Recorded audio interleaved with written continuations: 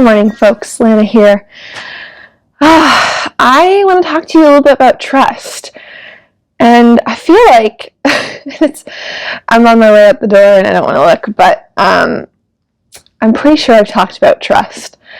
And at least I've been thinking about it and listening to podcasts as I do. And before, I was mainly thinking about it in terms of relational trust with people you're in relationship with, and how criticism can break that trust by critiquing and criticizing your partner. It's like you're saying you're not good enough, you're not meeting my standards, and sometimes they might not. But when that, this is the metaphor. It's a Brene Brown metaphor, where trust in a relationship is like a jar of marbles, and each time you criticize, you take a marble out, and in order to keep filling up that trust bucket, that takes time. And then I feel like it also kind of connects with the Secure book that I started listening to, that talks about the heart principles of building secure attachment in relationships, and how the E stands for express delight. And I think expressing delight and appreciation for your partner and the unique aspects of who they are and what they bring to you in your life are ways that we can fill back up that jar of trust by saying, hey, I see you, I value you, I love you for all these things that you are, and not necessarily things that you do for me or the way you look, the superficial things.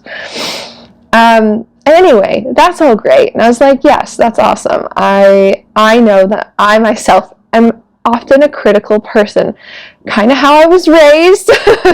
And I'm working on it, the showering of praise. And yeah, I always I still do sometimes. So I wouldn't consider myself a super and some people that know me will say this is bullshit, but I feel like I'm not a super expressive person that would get super excited and oh my god, thank you for another relationship. That's not me, but I'm getting better at acknowledging even the little things, because if you don't, well, what's the point in doing them, I guess? No, but it's important to not take especially if you have a primary partner who you live with, to take them for granted and to acknowledge all the little moments. Who doesn't like that? It's like being a little kid and wanting a sticker on your test, a little gold star. But anyway, so I'm thinking about all that stuff, and just this morning, it kind of this concept and this flipping of perspective clicked for me. And so I was listening to the Secure book on creating secure relationships, and I think it's chapter 7 is on sort of more practical tactics for creating security within your relationships using this heart method. And then the 8th chapter goes into applying that heart method of secure attachment to your relationship with yourself.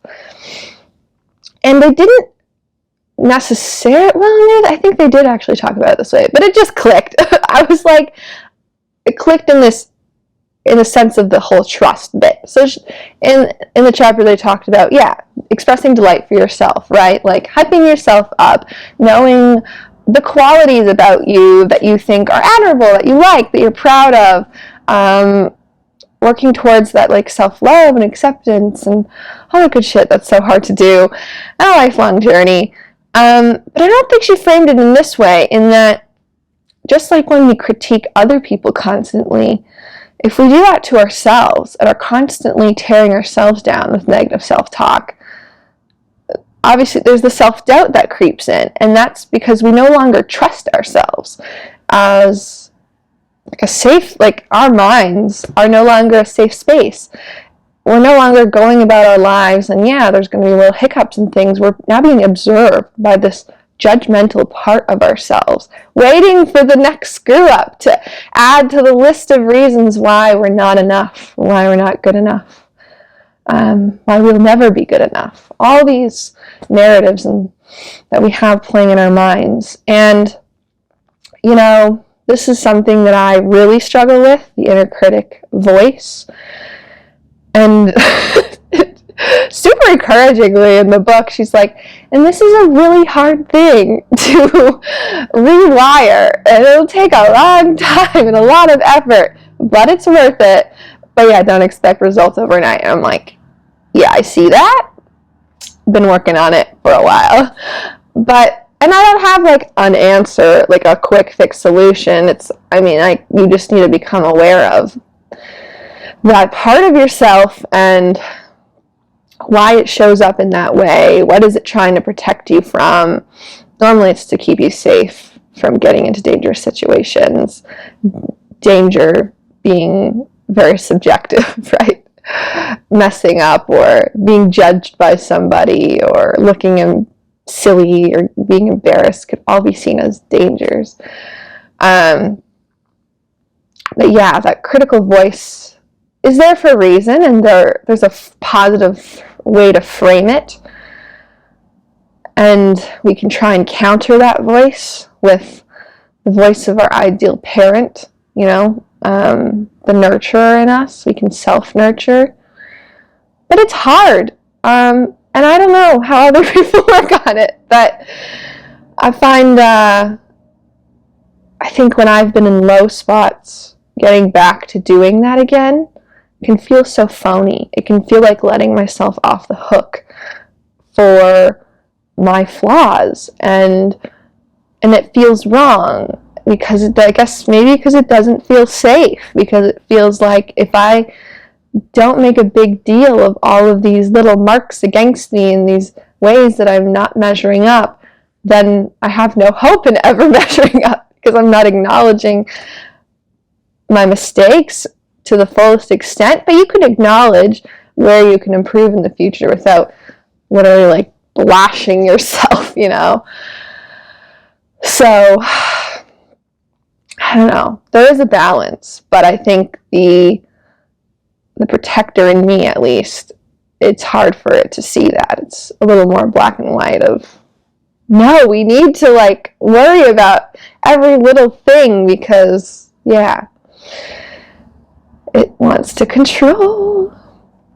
But anyway, that trust within yourself is really important. And I think, that whole negative self-talk and criticizing ourselves obstructs that process. Because, there's all this advice that says, be your own best friend and treat yourself the way you treat a good friend. And we probably wouldn't be constantly judging and nagging and criticizing our friends. So why do we do it to ourselves? And if we were doing that to our friends would probably no longer be our friends. There wouldn't be that trust. They would be, watching what they say around us and wouldn't share certain things with us. And, it makes it hard to be vulnerable. And we need, to be our own safe havens. The world's a scary place, and, it's good to have a network of people, but,